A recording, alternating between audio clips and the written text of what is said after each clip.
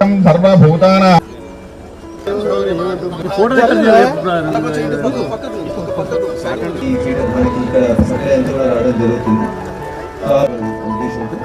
And ఇక్కడ మనకి గ్రామస్తుల ముందు వచ్చి ఇక్కడ సబ్స్టేషన్కి ల్యాండ్ అవ్వడం జరిగింది. అందరికీ కూడా ధన్యవాదాలు, థ్యాంక్ యూ. అండ్ అందరికీ ఈ ఏరియాలో మీకు సబ్స్టేషన్ రావడం వల్ల ఇక్కడ రైతులకి గ్రామస్తులందరూ కూడా చాలా ఉపయోగకరంగా ఉంటుంది.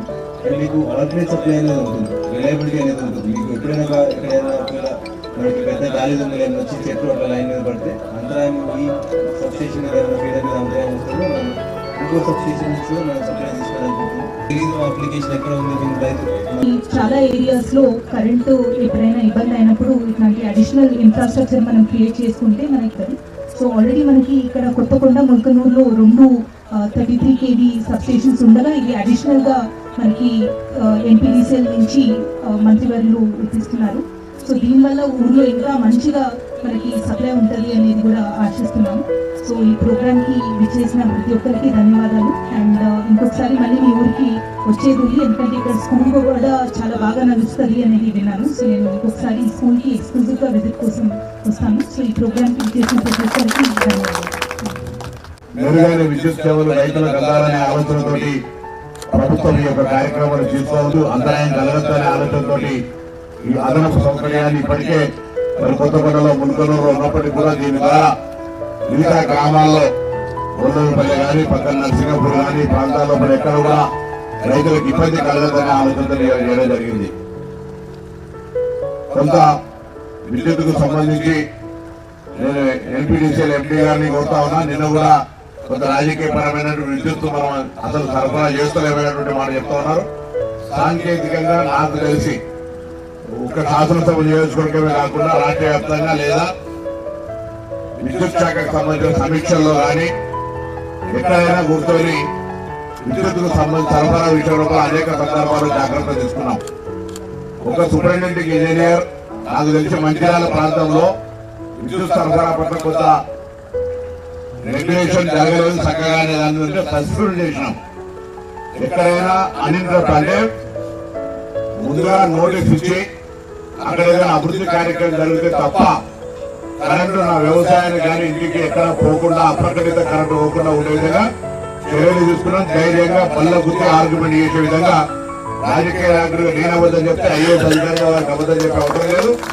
రాజకీయ పరంగా విమర్శలు చేయదలుచుకుంటే ఎవరైనా ఎక్కడైనా చేసుకోవచ్చు, దానికి ఎవరికి అభ్యంతరం లేదు. కానీ అవాస్తవాలను ప్రచారం చేసి తెలంగాణలో ప్రజాపాలన కాంగ్రెస్ ప్రభుత్వం వచ్చిన తర్వాత విద్యుత్ సరఫరా బాబాయి చేయలేదనేటువంటి మాత్రం 100% అవాస్తవం. నేను ప్రత్యక్షంగా ప్రభుత్వంలో ఉండి గమనిస్తా ఉన్నా. అమలు చేసే అధికారికి ఇక్కడ ఉన్నారు. ఒకవేళ నిజంగానే మనం ఒకవేళ పవర్ సప్లై చేయలేకపోతే మనం దాన్ని ఒప్పుకుంటాం. కానీ 100% గా ఎక్కడైనా చర్చలకు సిద్ధం.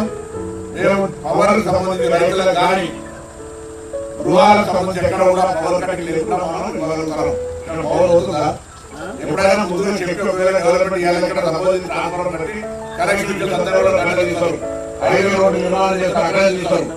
ఎక్కడ కూడా పవర్ కటింగ్ అనేది లేకుండా రైతులకు సంబంధించి నాణ్యమైన కరెంట్ లేకుండా ఇంత పెద్ద ధాన్యం ఎంత ప్రొడక్షన్ ఇస్తుంది చూడండి. 20 జరుగుతూ ఉంది.